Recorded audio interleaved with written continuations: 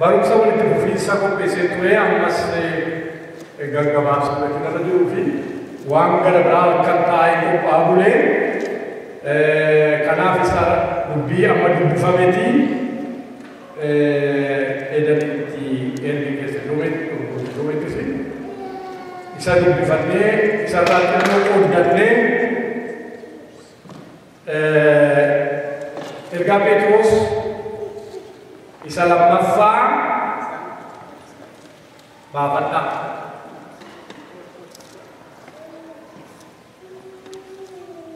Ergaa Phexros isa lammaffaa boqonnaa 1:9 duwwaan seenuu dubbisa.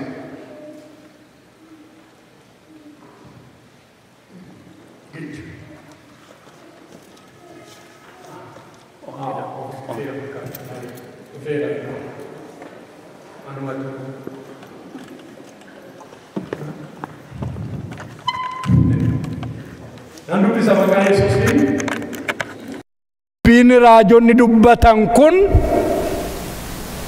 caalchisee nuuf cime. Isinis amma boruun baqaqutti bakkalchi garaa keessan keessaa ibsu amma ba'utti dubbii kana akka ibsaa iddoo dukkanaatti ibsutti yaadaan duukaa yoo buutan gaarii gochuu keessanii. Ameen. Meena booddee jedha lakkoofsa tokkittiidha. Amma dubbii raajonni dubbatan kun caalchisee nuuf cime. Isinis amma boruun baqaqutti bakkalchi garaa keessan keessaa ibsu amma ba'utti dubbii kanaa akka ibsaa iddoo dukkanaatti ibsutti yaadaan duukaa yoo buutan gaarii gochuu keessan. Bara baraan jiraataa aangoon kee ammanaa kan hin qabne Waaqa Abrahaam, Waaqa Isaaq, Waaqa Yaaqoob maqaan kee bara baraan kan galateeffame haa ta'u. Fuula kee dura jirra dubbii kee qayyamachuudhaaf dubbii kee kana maqaa Yesuus Kiristoosiin hafuurri qulqulluun nuuf hiiku nutta dubbatu nu gargaari gooftaa akka hubannuuf akkasumaan numne akka hin gallees maqaa Yesuus Kiristoosiin ameen. Dubbichi gabaabaadha garuu wanta gurguddaatu keessa jira. Waan afur waan gurguddaa amma inni deebi'utti ibsaan keessan ifu kan jedhu mata dureen koo. Amma inni deebi'ee dhufutti ibsaan keessan kan ife haa ta'udha. Ameen. Ibsaa dukkana keessaa ifu ibsaan dukkana keessatti ibsu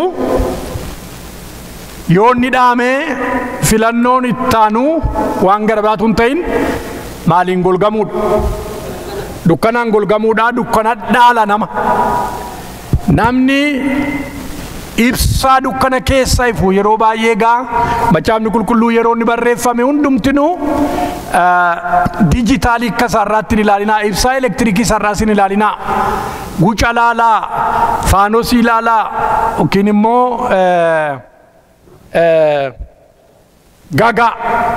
gagaadhaa ibsaa ibsatu durii isa laalaa kakka itti laalla. Dubbiin kun jedha.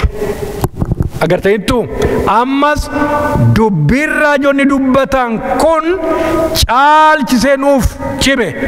Isinis amma boruun baqaqutti bakkalchi barii garaa keessan keessatti ibsu amma ba'utti dubbii kana jedhan lama. Dubbii kana inni jedhu dubbii Waaqayyoo jechuudha. Dubbii kana dubbii Waaqayyoo Waaqa jiraata. Kanaafi of eeggannoon ta'uu dubbata. Ani korraaziidhaan guddadhee ammallee addoon manni keenya ibsaadhaan dhaalameera. Garuu yeroon guddadhetti amma iskuulii fixee naannaa sana deemutti kurraaziin watti baay'ee baana. Faanosiinis jira mana keenya kurraazii. Yeroo gadi ba'anii kurraazii fuudhanii qilleensi yeroo inni balali'a godhu harka jala qabu akkasitti asiin fiiganii achiin fiiganii sababiin isaa lip jennaan dukkanaan liqinfamuudha. Kanaaf dubbiin kun inni Phexros jedhu dubbii Waaqayyooti. Sattaanuudhaan immoo waan gara biraa dubbata. Iddoo dukkana keessatti isa ifoodha. Iddoo dukkanaa inni jedhu kun biyya lafaatiin jechuusaati. Iddoo dukkanaatti ifaa jira ibsichi. Kanaaf akka hin naamnetti iddoo dukkana biyyi lafaa iddoo dukkanaati. Ergaa Phexros jalqabaa 2:9 irratti dukkana liqitii keessaa gara ifa isan dubbatamneetti si waameedha. Dukkanni liqitiin keessaa nu waame biyya lafaati. Ifni hin dubbatamne immoo jireenya amantii kiristaanaati. Kanaaf dubbii kana yeroo jedhu dubbii Waaqayyootti quba qabaa. Iddoo dukkanaa inni jedhu kun immoo biyya lafaatti quba qaba. Kanaaf kutaana keessatti gorsi isaa inni guddaan attamitti ibsaa sanaaf of eeggannaan akka namarra jiru jala muree namatti himaa jechuudha. Kanaaf attamitti of eeggannaa ibsaa kanaaf. There are 4 points under this question. So, dhaggeeffadhaa bayeessa godhaati. Attamitti of eegganna. Bayeessa godhaa of eeggadhaadha. Attamitti of eegganna. Number 1. Inni jalqabaa akkaataan nu itti eeggannu ibsaa boba'uu jalqabe kana jireenya keenya keessatti waldaa kiristaanaa keessatti mana keenya keessatti ifa wangeelaa jalqabe kana ifa dubbii Waaqayyoo jalqabe kana ifa jireenya bara baraa jalqabe kana attamitti of eegganna akka hin naamnetti ni jalqabaa Kiristoos Yesuusiin hundee jireenya keenyaa godhachuudhaan. Maal godhachuun jedhee? Hundee jireenya keenyaa godhachuudhaan. Diinni ibsaa dukkana keessaa ifu qilleensadha. Hububububu jechuutti jalqabnaan dhaamsuu isaati. Mee wangeela Maatewos boqonnaa 7 yoo na gargaare dubbicha gabaabsaa. Wangeela Maatewos boqonnaa 7 24 kaasee amma 29tti mee dhageenyu. Waa'ee hundeeti gaa hundeen attamitti of eeggannaa ibsaa kanaaf attamitti of eegganna ibsaa wangeelaa mana keenyaa ife jireenya keenya keessaa ife ibsaa jireenya bara baraa nu keessaa ife kanaaf attamitti of eegganna Yesuus Kiristoosin hundee jireenya keenyaa godhachuudhaan. Wangeela Maatewos boqonnaa 2 keessatti ijaarsa mana lamaatu caqafamee jira. Mee ijaarsa mana lamaan sana dhageenyu. Yesuus egaa namni dubbii koo dhaggeeffatee akka isaatti hojjetu hundinuu nama ogeessa mana isaa dhagaa irratti ijaarratetti fakkeeffama. Bokkaan roobee, lolaan lola'ee, qilleensis qilleensa'ee mana sanatti bu'an.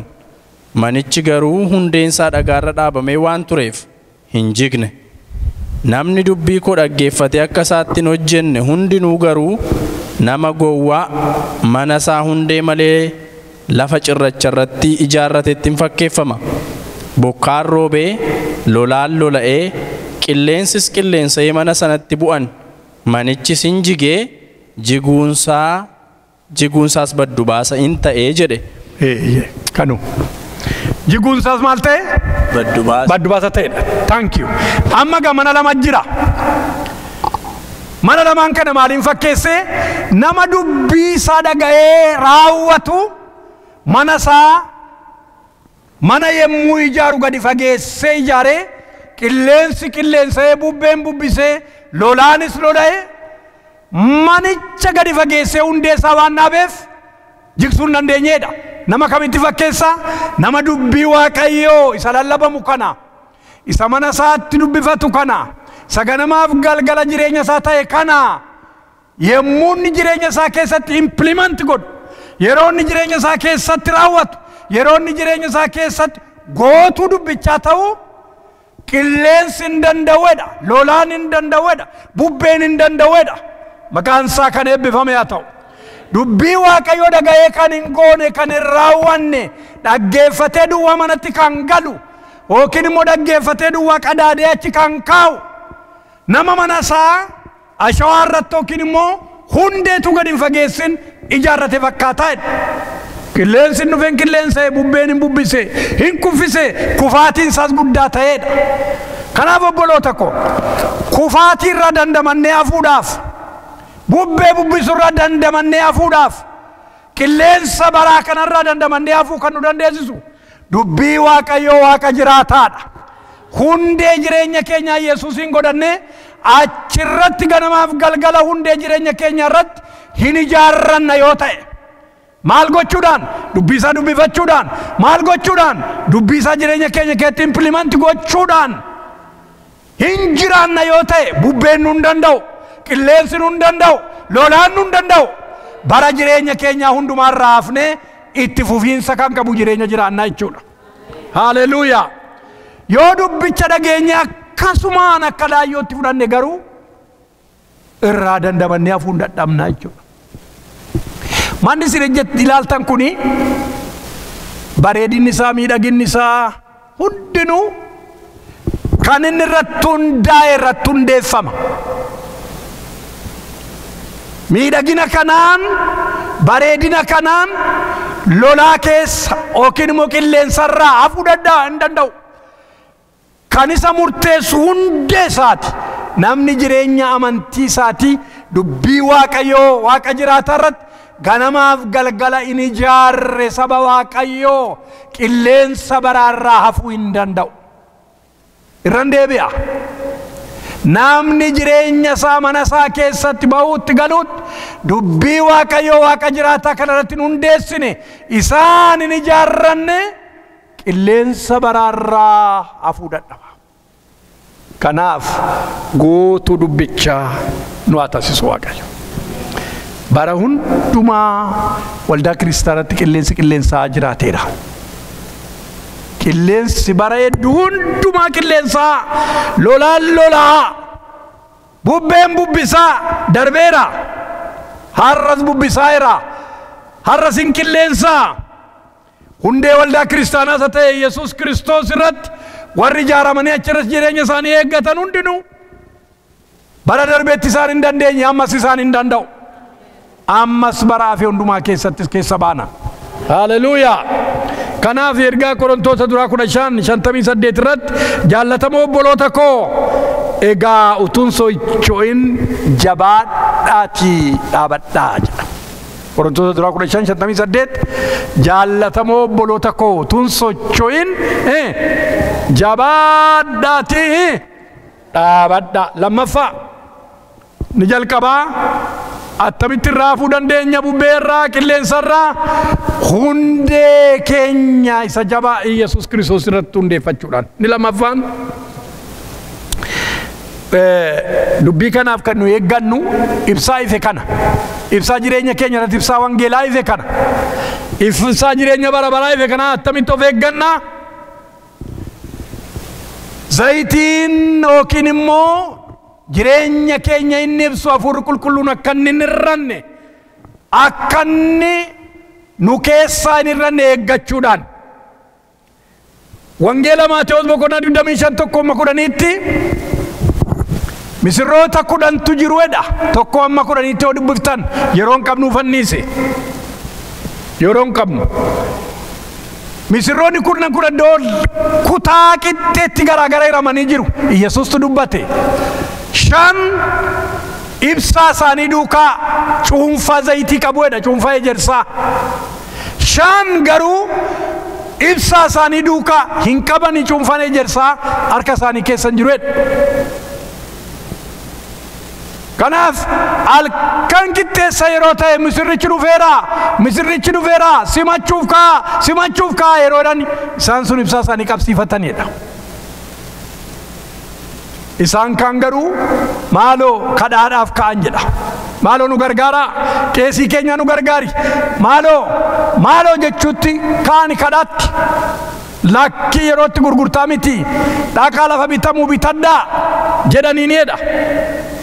Maaltu saaxile jarreen sana badiisatti? Yesuus Kiristoos hin dhufee warri qophaa'an misirricha wajjin ol galanii balbalichi sin cufamee jedha sagalee Waaqayyoo. Balbalichi maal ta'e? hin cufameedha. Kanaaf maaltu saaxile jarreen shanan alatti kan isaan hambise maalidha? Jireenya isaaniitu cuunfaan ejersaatti irrate, zayitiitti irrate, hafuura qulqulluututti irrate.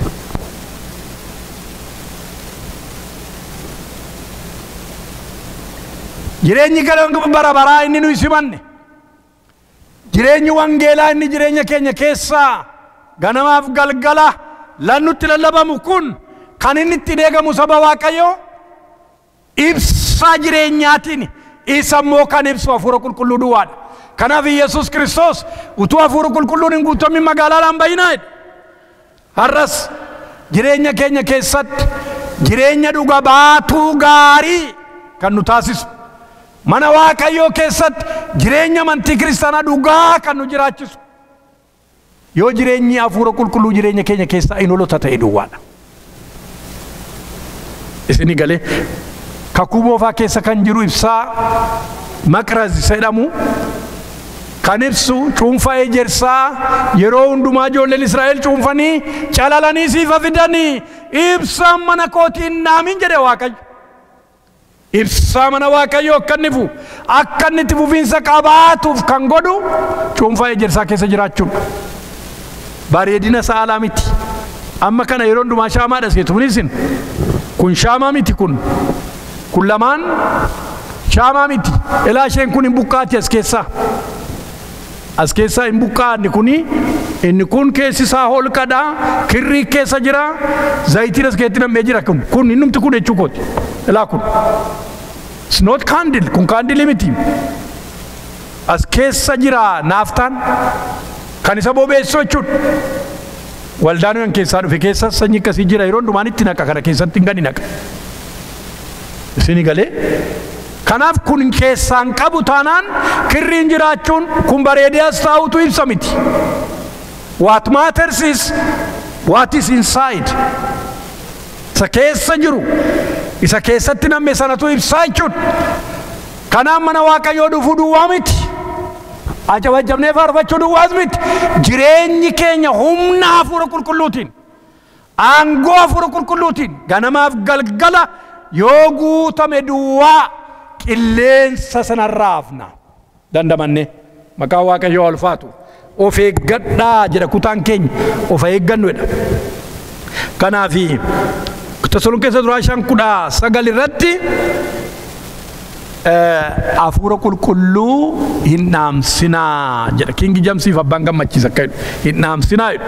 Inni kun immoo hafuura qulqulluu hin ukkaamsinaa jedha. Hiikni inni kun hin ukkaamsinaa, hiikni inni moofaan immoo hin dhaamsinaa jedha. Soo attamitti akka hin dhaamne of eeggannare. Karaa lama of eegganna. Tokkoffaa itti tuqachuu nurra jira ganamaaf galgala. Itti tuqachuu jechuudha. Itti naquu, itti naquu, itti naquu.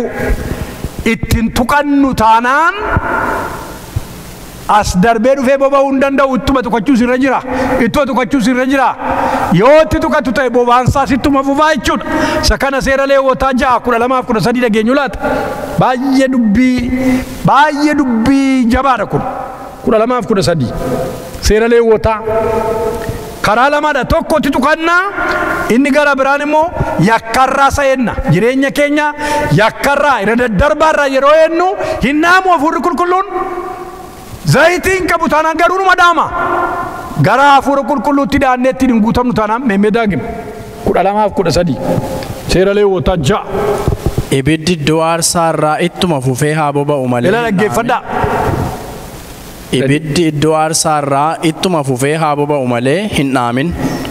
Lubichi ganama ganama qoraan itti dabalee qalma gubamus qoraanicharra tarree galchee moora horii qalma araaraaf dhiyaatu isarratti gubee haa aarsu.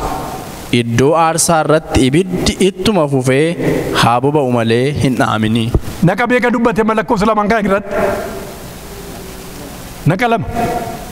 ittuma fufee boba'u malee naamin ittuma fufee addoo aarsaa iddoon aarsaa mana keessanii qabdu iddoon aarsaa iddoo nuyi jilbeenfannudha iddoo waaqayyoof aarsaa aarsinu addoo waaqayyoo wajjin wal agarru hin boba'aa abiddi iddoo sana ittuma fufee boba'u malee naamsinaa jedha iddoo aarsaa keessan irraa attamitti dhaama yakkaan naama daddarbaan naama Saamsoon hafuura qulqulluun humnaan isarra dhufeedha gaaf tokko garuu dubbii hafuuraa kanatti qoosuutti ka'e kanaaf karaa lama naamaan siriin jedha tokkotti tuqachuu dhiisuudhaan zayitiitti naquu dhiisuudhaan ni lammaffaa immoo yakka dhaamsa gaafa inni yakka isaa irratti kufu irraa adda ba'e waaqayyoodha hafuurri waaqayyoo irraa sokkeedha yakki jireenya namaarraa hayyaana waaqayyoo hafuura waaqayyoo sokkisiisaa jechuudha kanaaf ibsaa kana jireenya keenya keessatti karaan nu eeggannu karaa lama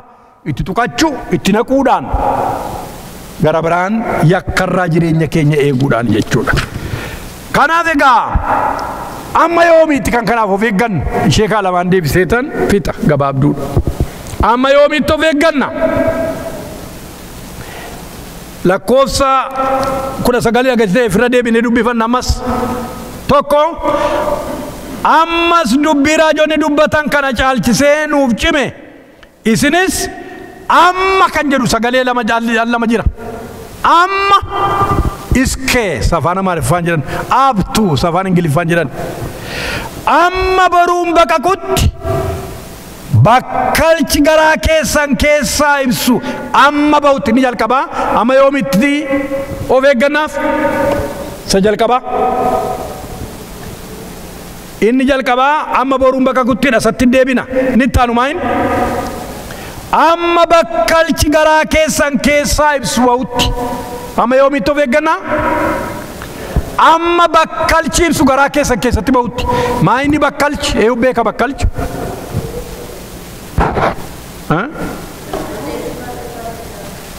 tokko tokkoon maayitti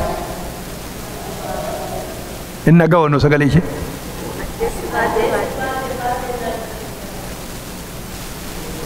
mee unnatti basa isheen jette addeessi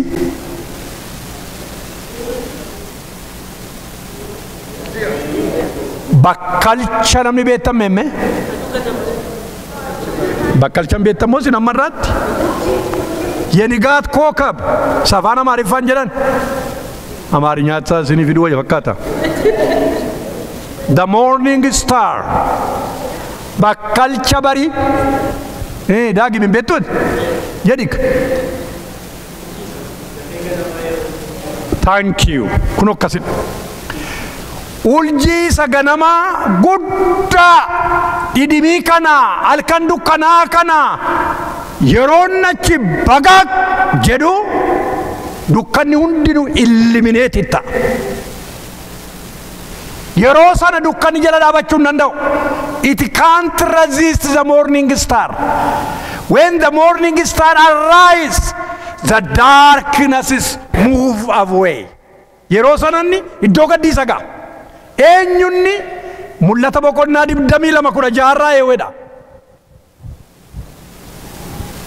Medagib 22:16 eewudha this morning star inni dhufu suni wanti kun hundinuu waldoota kiristiyaanaa akka ga'uu fi ani Yesuus ergamaa koo ergee isiniif dhugaa baasiseera ani hidda Daawit sanyii isaatis ani bakkalcha barii isa calaqqisaadha hin jedha ani maalidha bakkalcha barii mee jedha kasanni jedhu ani maalidha jedhe Yesuus ani bakkalcha bariiti isa himni isaa calaqqisu haleluuyaa inni amma garaa keessan keessatti bahutti of eeggattu jedhe ibsaa kanaaf ibsaa fayyinaa wangeela ibsaa wangeelaa akka inni mana kee keessaan naamneef akka inni jireenya kee keessaan naamneef amma bakka chichi jireenya kee overlap godhutti ganamaaf galgala of eeggadhu gaafa inni jireenya kee control godhu gaafa bakka chi bariisuun jireenya kee hunduma isaa to'annaa jala galchu haasaan kee seera godhata deemsi kee seera godhata ilaalchi kee seera godhata raawwanni kee seera godhata kan seeratti godhu jireenya kee control godhe sanadha. Haleluuyaa. Inni jireenya kee keessa yeroo galu, inni jireenya kee to'annaa jala yeroo haachuu galchu, haasaan kee toora godhata, ilaalchi kee toora godhata, iddoo 99 ilaalaan ooltu, karaa barbaadde irra fiigaan ooltu, jireenyi kee hundinuu qixa wangeelaatiin, toora wangeelaatiin ilma Waaqayyoof kabaja kennaa jiraattaa jechuudha. Ameen ameen. Kanaaf amma inni si keessatti ba'utti jedhe, amma inni si keessaa ifutti jedhe. Bakka shabarii amma inni ifutti yeroo inni jireenya keenya keessatti fu'u biyya lafaatiif ibsuutti kaana isin ifa biyya lafaati jedhe. Dengada nutti kufaan ture shibeen isa kan isin ifa biyya lafaati jedhe. Isin soogidda biyya lafaati jedhe. Haala sana mi'aawuu katti kaata. Mi'aawuu duwwaa miti hin mi'eessita malee. Hin mi'ooftaa, hin mi'eessita, hin iftaa, hin ibsita haala sana. Yoom yeroo bakka shibarii kun jireenya kee qabatu, onnee kee qabatu, jireenya kee qabatu, mana kee qabatu, jireenya kee yeroo inni qabatu Yesuus. Ilmi Waaqayyo Waaqa jiraata. Haala sana abalu kana jedhee, abalu sana jettee, isheen sun kana jedhee, you don't care. You care only for Christ. Maqaa Waaqayyoo ulfaatu. Isa duwwaadha ganamaaf galgala dhimmi kee. Isa taala sana jireenyi kee. Isa taala sana dhimmamni kee. Kanaaf inni ifu jireenya kee keessatti. Inni qabatu onnee keenya, inni qabatu jireenya keenya. Guddinni keenya amma maaliitti? Amma abaluu amma akka abaluu lallabnutti. Guddinni keenya amma maaliitti? Amma akka abaluu faarfannutti. Guddinni keenya amma bakka shibarii nu keessatti fuutta ta'u. That time you impact the society. That time you impact the neighbors. That time you impact all your neighbors. Waaqayyo sakana jireenya keenya keessatti baasu. Bakka shibarii amma baluufaa akka baluufaa yeroo lallabnu yeroo faarfannu miti. Obboloota obboleettota inni lammaffaaf inni dhumaa, inni arfaffaaf inni dhumaa. Amma yoomitti isa amma dubbifanna. Ammas dubbii raajoonni dubbatan kun caalchisee nuuf cimee isinis amma boruun bakka gutti. Mee amma boruun bakka guttedha. Mee jedhame bakkalchi barii gara biraadha, boruun bakka kun immoo gara biraadha. Boruu bakka koo eewutu beeka, eewun natti masam. Boruun yeroo inni baqaqu yeroo bakka shibarii ifu yeroo sana boruu baqaqeedham. Every darkness inni addoo gaddiisa yeroo sana. Dukkan hundumtuu boruun baqaqnaan addoo gaddiiseera jechuudha. Boruun amma boruun baqaquttedha. Maa jechuudha boruun baqaqu kun? Mul'ata 21 qopheessi. Amma boruun baqaqutti jedhe. Amma bari'utti jechuudha. ንጋት እስኪመጣ ድረስ እስኪነጋ ማለት ነው።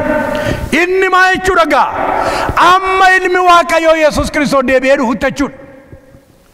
Amma ilmi Waaqayyoo deebi'ee dhufutti ኢየሱስ deebi'ee dhufa. የጨለማ ታሪክ ይደመደማል።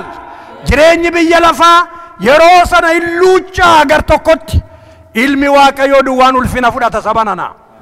Kanaaf boruun hin baqaqa. Yesuus hin dhufa. Ameen. Yesuus hin dhufa.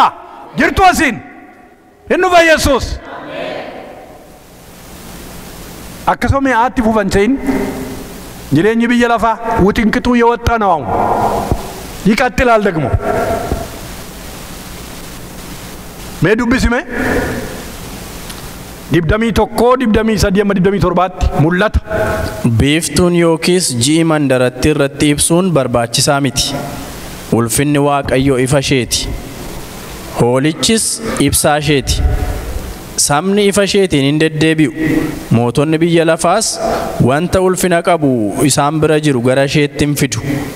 Karri ishee matumaa guyyaadhaan hin cufaman, halkan immoo achi hin jiru. Wanti ulfina qabeessi wanti gatii jabeessi saba biyya lafaarra jiru gara isheetti hin fidama. Macaafa hoolichaa isa warri jireenya argachuuf jiran keessatti caafaman sana keessatti warra argaman duwwaa malee wanti xuraa'aan tokkollee warri wanta ciiggaasisaa yookiis wanta sobaa hojjetan tokkollee achitti hin galanii. Ameen ameen ameen. Bakka shibarii hin dhufaa jedhe. Hin dhufa bakka shibarii boruun hin baqaqaa Yesuus hin dhufaa. Achi biyya sana keessatti ibsaan hin barbaachisu jedhe. Oolichi ibsaa biyyattiiti jedhe. Ibsaa magaalattiiti jedhe. Warri ciiggaasisaa hojjetan warri jireenya akkasumaani jireenya gaddisii jiraatan achitti hin galanii jedhe. Kanaaf obboleessaa obboleettota har'a fuula Waaqayyoo Waaqa jiraataatti jireenya keenya attamitti kunuunsaa jirtu? Amantii keenya attamitti kunuunsaa jirra? Kristos እስኪገለጥ ብርሃኑ እንዳይደበዝዝ jireenya keenya irraa boqqedee akka bakka shibariifu jireenya keenya irraa inni jireenya keenya ta'e Kristos boruun ganama ammanne baqaqutti bakka shibarii jireenya keenya keessatti ammanne ba'utti jireenya keenyaaf attamitti of eeggataa jirra. Inni dhufa Yesuus. Ameen. Leeyyoodhaan warri qabaman achitti hin galanii jedhe inni nama dubbise. Ana bakka shibarii jedhe inni calaqqisu jedhe. Jireenya keenya keessatti ammanni ba'utte Phexros kana dubbata. Ammanni jireenya keessan keessatti ba'utte kana naga. Yaa Waaqayyoo si galateeffanna. Galanni Waaqa irratti lafa irratti bara amma bara baraatti maqaa kee ulfina qabeessaaf haa ta'u. Ameen. Ati jiraataadha Yesuus. Barri kee dhuma kan hin qabne gooftaa koo jireenya keenyaa jireenya soogidda qabu jireenya ifaan guute warra ifanii ibsan warra mi'aanii mi'eessan gooftaa Yesuus qoodni keenya qooda ulfinaa qooda guddinaa qooda barabaraan fuula kee duratti qooda sana keessaa qabaachuuti malee gara hir'inaatti nu waamne maqaa gooftaa maqaa Yesuus Kiristoos nama dhumaatti nu dhaabi. Ameen. Yaa Waaqayyo waldaa keenya Atlaantaa guutummaatti fuula kee duratti dhiyeessa maqaa Yesuus Kiristoos leeyyoon ooshi. Ameen. Amma dhumaatti dhuga ba'umsa wangeelaatiin jireenyi keenya akka geggeeffamu ba'uuf garuun keenya ulfina keetiif haa ta'u. Hafaa yeroo keenya ulfaadhu maqaa Yesuus Kiristoos gooftaa keenyaan ameen. Ameen. Mee ameen. Ameen. Galatattaa Waaqayyoof.